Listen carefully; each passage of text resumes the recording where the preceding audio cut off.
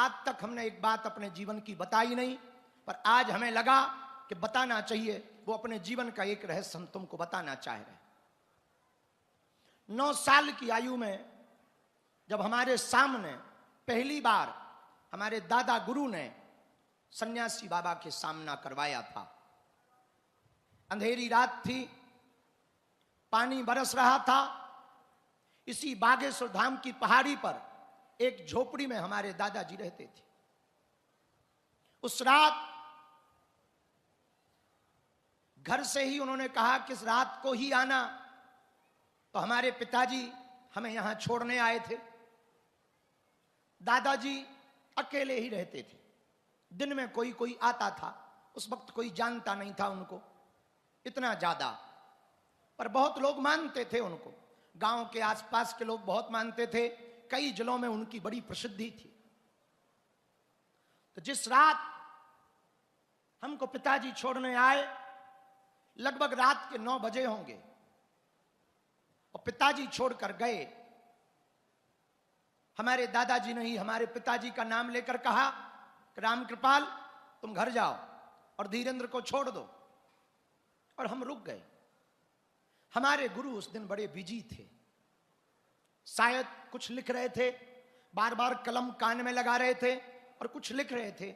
हमें पता नहीं था कि वो हमारी जिंदगी की बड़ी रात होगी। हमें ना था भरोसा कि वो हमारे जीवन के बदलाव की रात होगी।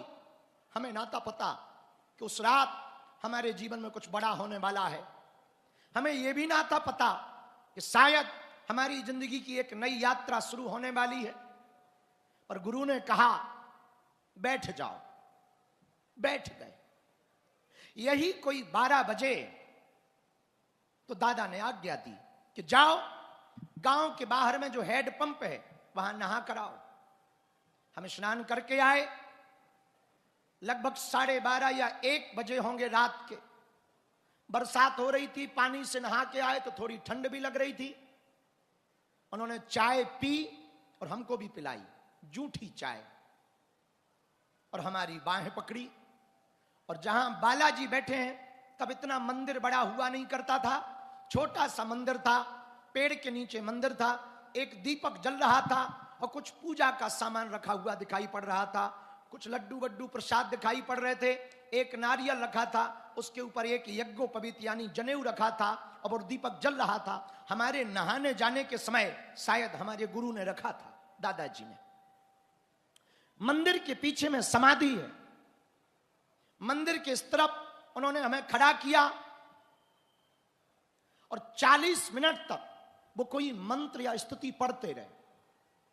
उतना तो हमें ध्यान नहीं, पर 40 मिनट तक जब उन्होंने स्तुति पढ़ी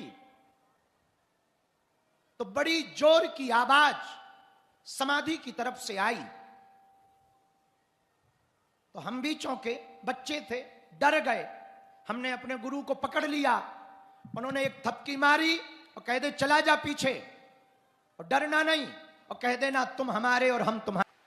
और जैसे ही समाधि के पास हम पहुंचे, तुमने कभी देखा हो समाधि के पास एक पलाश का पेड़ लगा है, छेवला का पेड़ लगा है। उस पेड़ की जड़ के पास एक लंबी जटाओं वाला, हाथ में चमीटा लिए हुए, पैरों में ऊंची खड़ाऊ पहने हुए, आंखें लाल करके कोई एक सफेद धवल देह का सन्यासी बैठा हुआ दिखाई पड़ा। हम उसको देखकर, उनको देखकर पहले तो डर गए, चौंक गए, बाद में कांपने लगे। पर हमारे दादा ने पीछे से धक्का दिया, डर मत, ये तुम्हारा गुरु है, वो तुम्हारा इंतजार कर रहा है। तो हमने थोड़ी देर आंख से आंख मिलाई, थोड़ा दम आई, चेहरा कुछ पहचाना सा लगा। बचपन में जो सपने आया करते थे वैसे ही कोई दिखाई पड़ा। और उनकी जो पहली आवाज थी वो ये थी, बड़ा इंतजार किया है। तो हम भी रोने लगे और वो भी रोने लगे। बड़ी देर तक रोते रोते हमने पूछ ही लिया, भगवान आपने हमारा इंतजार क्यों किया, हम भला कौन हैं? तब उन्होंने कहा, पिछले जन्म की जो तुम्हारी साधना अधूरी रह गई थी जो काम अधूरा रह गया था उसी के लिए हम अब तक इंतजार कर रहे थे कि तू कब जन्म ले और मैं कब तुझे फिर से वही साधना दूं और काम पूरा करवाऊं। हम ना समझ पाए, ना समझ बच्चे क्या समझ पाते। हमने कहा प्रभु जो भी आप हो हमें ठीक ठीक अपना परिचय दो, अपना परिचय बताओ और हमारे बारे में बताओ, तब तो हम जाने। अभी तो हम मुसीबत के मारे हैं। तब दादाजी ने बताया बेटा ये वही तुम्हारा गुरु है जो पिछले जन्म में भी तुम्हारा गुरु था, बीच में तुमसे कोई चूक हुई, तुम्हारी साधना छूट गई, ये तुम्हारा इंतजार कर रहा था। और तुम्हारे जन्म लेने के पहले हमारे सन्यासी बाबा ने हमारे दादा गुरु से कहा था कि सुनो राम कृपाल गर्ग के जो बड़ा बेटा हो वो बचपन से ही मुझको चाहिए। ये बात जब दादाजी ने पीछे से बताई तब हमें कुछ छोटी छोटी याद आई, थोड़ा थोड़ा परिचय हुआ, बात हुई, पहचान गए ये हमारा वही गुरु है। उन्होंने हमारी बाहें पकड़ी और हमें उस दिन दीक्षा प्राप्त हो गई। उस दिन हमको गुरु की प्राप्ति हो गई। उस रात हमारी जिंदगी का एक नया सवेरा हुआ। छोटे से गांव में जन्मे, छोटे से परिवार में जन्मे, असहनीय पीड़ा से निकल के गए, भूख से व्यथित होकर के गए थे, पर हमें क्या पता उस रात ऐसा होगा धीरेन्द्र नाम का आदमी खत्म हो गया, धीरेन्द्र कृष्ण शास्त्री पैदा हो गया। बड़ी देर तक पुरानी बातें चली तो हमने पूछा भगवान अब इस जन्म में आप इतने जल्दी मिल ही गए तो अब ज्यादा दिनों तक जिंदा ना रखो तो बेहतर है, जो बच गया है वो पूरा कराओ और जल्दी से आवागमन के चक्कर से पुनरपि जन्मम पुनरपि मरणम पुनरपि जननी जठरे शयनम यही संसारे बहु दुस्तारे कृपया पारे, ये झंझटों से हमें बचाओ, पुनः जन्म मरण के चक्कर से बचाओ। हमारे गुरु ने कहा अभी हमें तुम्हारे हाथों से कुछ करवाना है। हमने कहा आपकी जो आज्ञा, आप जो कहो हम करेंगे। उन्होंने बाएं पकड़ी और बोले सुनो कान खोलकर, काया तुम्हारी होगी माया हमारी होगी, करते हुए तुम दिखाई पड़ोगे पर कर हम रहे होंगे। हमने कहा भगवान फिर तो और अद्भुत रहा। बड़ी देर तक ये बात हुई और एक बड़े पते की बात हुई जो हम इस देश के पूरे शिष्यों को कहना चाहते हैं। हमने जो पाया वो इस बात के कारण पाया कि जब हमारे गुरु ने हमसे कहा कि अब चलने का वक्त आ गया, फिर कभी मिलेंगे, तब तक तुम साधना करो। लगभग 40 या 42 मिनट हो गए थे पहली मुलाकात के।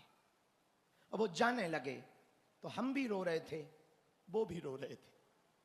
हम इसलिए रो रहे हैं कि मिल गए, वो इसलिए रो रहे हैं कि आ गया है।